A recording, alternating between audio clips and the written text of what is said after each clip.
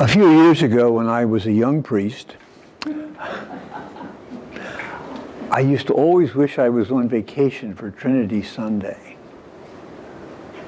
Because the Trinity is really a mystery, let's be honest. To be the Father, Son, and Spirit. And I mean, we've been banging our heads around about God since the beginning of the human race. But we've always had this gap of comprehension between us and God. If we even dare to say the name of God, which some people don't, the Jewish people.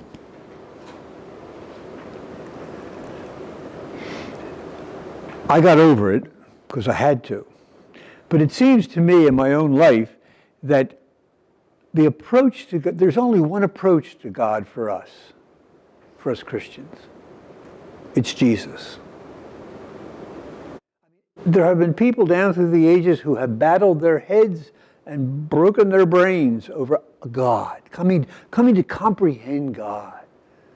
And some have just said, there is no such thing as God. Atheists, we call them.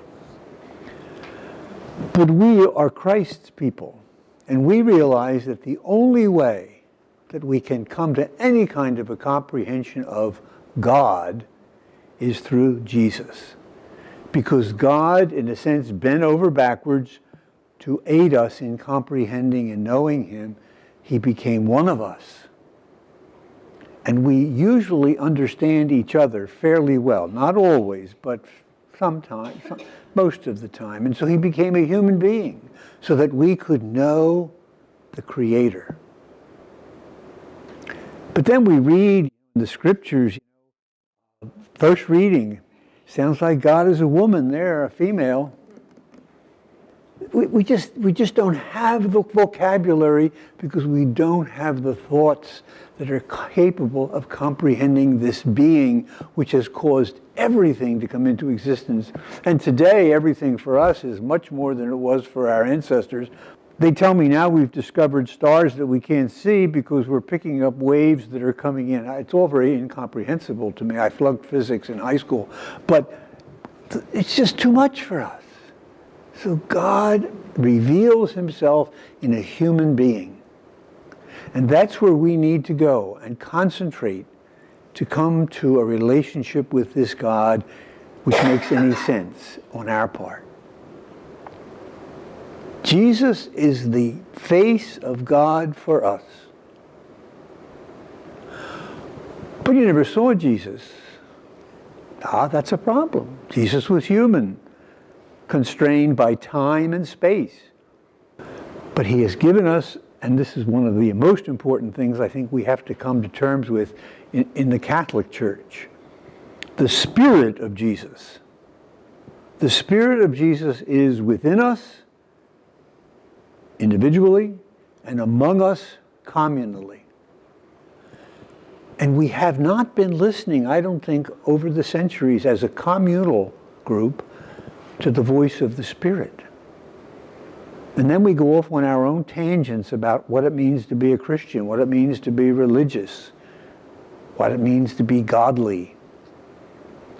We need to be in touch with the Spirit that Jesus promised us in that gospel reading. The Spirit will lead us into all truth, into all reality, into things as they are. But you have to listen for the voice of the Spirit, because just like the God of the Old Testament, He was usually found in a whispering voice, not in an earthquake. And that means for the individual Christian, we have to be, and it sounds trite, we have to be prayerful. We have to give ourselves over to silence as well as wordy prayer so that the Spirit can bring us into the reality which is God's will for us and for our world.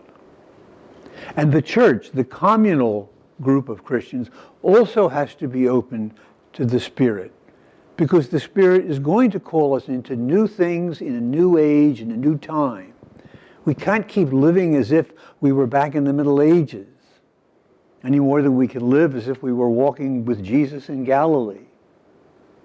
Those days are gone. The only days we have are our days, the days that our God has given us to know him in Christ and to make him known in Christ. So we need to get back to the Spirit of Jesus and be aware of, he's always been there. He's always been in us, especially since our baptism. But we overlay him. We push him down. We don't listen enough. The church needs to do this, and the individual Christian needs to do this, because Jesus will never lie to us. I will send my Spirit, and my Spirit will lead you into all that is true. And what else can we ask of God, Father, Son, and Spirit?